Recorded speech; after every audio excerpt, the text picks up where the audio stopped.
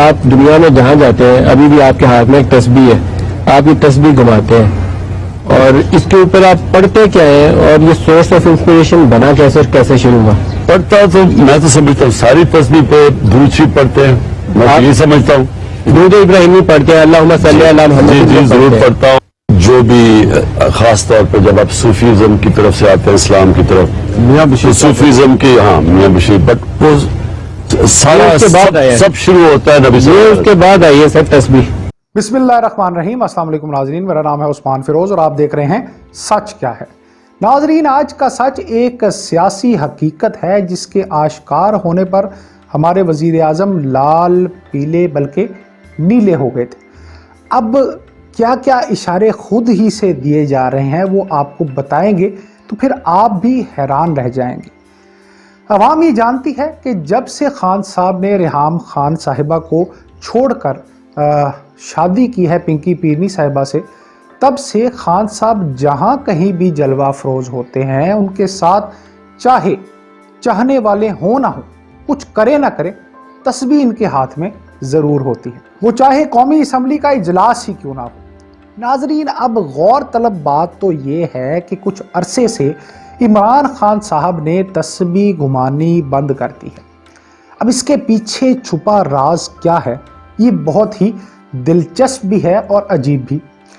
آخر عمران خان صاحب نے جس چیز کو اجلاسوں میں بھی اپنے سے جدا نہیں کیا, ایسا کیا ہو گیا کہ انہوں نے وہ کام کرنا ہی بند کر دیا؟ راز ہے, آپ کو تمام پہلو بتائیں گے تو آپ بھی سمجھ جائیں گے کہ آخر معاملہ کہاں تک بگڑا ہوا ہے.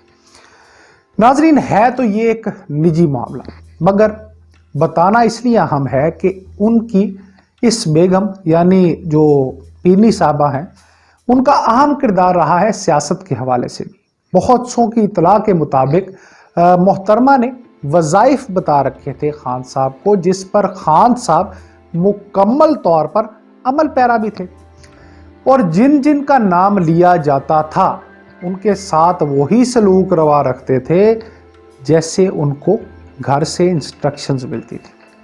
اس حوالے سے یہ بات بھی بہت مشہور ہے کہ جو خاتون ہیں وہ مبینہ طور پر کالا علم بھی کرتی تھی, جو پھر خان صاحب کے سر پر چڑھ کر بولتا تھا. خیر, جو معلومات اب تک کی سامنے آئی ہیں اس کے مطابق خان صاحب کی اپنی بیوی سے بڑی لڑائی ہوئی, جس کے بعد وہ گھر چھوڑ کر چلی گئی ہیں. اب سب جانتے ہیں یہ بات, کیونکہ خبر, اخبارات اور ٹی وی چینلز کی زینت بھی بنی, اور اس پر پھر خان صاحب تیش میں بھی آ گئے تھے. آنا بھی چاہیے تھا, یہاں تک کہ پی کا آرڈیننس بھی لاگو کرنے کے در پہ تھے. تو اب ہوا یہ کہ بتانے والے اندر کی بات بتاتے ہوئے کہتے ہیں کہ خان صاحب کا اس لڑائی کے بعد سے اعتقاد ہی اٹھ گیا ہے. اب ایسا ہوا کیوں, غور سے سنیں. پہلے تو خان صاحب کو یہ یقین دلایا گیا تھا ناظرین کہ اگر یہ کرو گے تو فیض کے چشمے سے فیضیاب ہوتے رہو گے, مگر الٹ ہو گیا اور چشمہ سوکھ گیا. ایسا بھی سنا گیا تھا کہ پرویز الہی صاحب کے پاس سنجرانی صاحب کو بھیجا گیا تھا خان صاحب کا ساتھ دینے کے حوالے سے, مگر چودھری صاحب نے بڑے صاحب سے مبینہ طور پر شکایت کر دی اور معاملہ بگڑ گیا. اب مولانا فضل الرحمان نے اس بات کی تصدیق ایسے کی کہ بھائی ہمیں پتا ہے کس کو ڈانٹ پڑی. اس کے بعد یہ ہوا کہ خان صاحب کو تسلیاں تو بہت ملی, مگر ایک کے بعد ایک بحران ان کا انتظار کرنے لگا. ایک کے بعد نیا مسئلہ, نئی آزمائش. خان صاحب کو آزمائشوں نے گھیرنا شروع کر دیا اور ہینڈسم پھنستے ہی چلے گئے. عدالت کے فیصلے بھی خلاف آنے لگے, اور پھر ان کو یقین یہ بھی تھا کہ کچھ بھی ہو جائے شہباز شریف صاحب کو گرفتار کر ہی لیا جائے گا, مگر وزیر اعظم ہونے کے باوجود ساری کی ساری بساط ہی الٹ گئی. یہ سب جب ہوا تو لال پیلا تو ناظرین ہونا بنتا تھا نا, کیونکہ خان صاحب تو پورے ذوق و شوق سے دانے پھیر رہے تھے. اب خان صاحب کو غصہ آ گیا اور اس بے اعتقادی کی وجہ سے ایک میگا لڑائی ہوئی, جس کے نتیجے میں مبینہ طور پر محترمہ گھر چھوڑ کر چلی گئی. یعنی دوست دوست نہ رہا, پیار پیار نہ رہا. آپ کو جان کر حیرانگی بھی ہوگی اور پریشان بھی ہو گیا کہ اب بھی ایک معاملہ ایسا ہے جو اڑا ہوا ہے, جس کے حوالے سے خان صاحب تذبذب کا شکار ہے. اور سمجھ نہیں پا رہے کہ اب اس کا کیا کیا جائے۔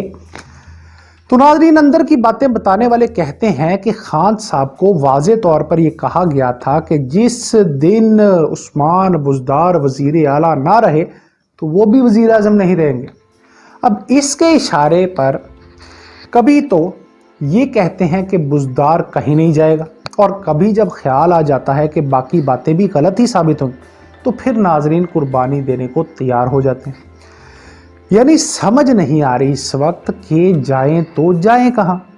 ناظرین، میاں بیوی کا جو معاملہ ہے یہ ہو یا تصویر پھیرنے کا، یہ معاملے ہیں تو بہت ہی پرسنل، اور کسی کو حق نہیں کہ اس کے حوالے سے کوئی بات کرے، مگر کیا کریں، یہ معاملے خود انہوں نے ملک کے سامنے ایسے رکھے ہیں کہ اب سوال اٹھنے لگے۔ ایک سوال کے جواب میں ان کا کہنا تھا کہ جب صوفیزم کی طرف انسان مائل ہوتا ہے تو ہاتھ میں تسبیح آ جاتی، تو پھر اب کیوں چھوڑ دی؟ یہ لوگ پوچھتے ہیں۔ یہ وہ سوالات ہیں جو انہوں نے خود اپنے آگے کھڑے کر لیے۔ میری دعا ہے اللہ ان کے گھر کا سکون جو ہے وہ قائم رکھے، اور سب سے پہلی دعا ہے میری ملک کے لیے، جو ہو وہ ملک و قوم کے لیے بہترین ہو۔ ملک مشکل سے گزر رہا ہے ناظرین، اس حوالے سے سوچئے سمجھیے، کیونکہ پاکستان آپ سے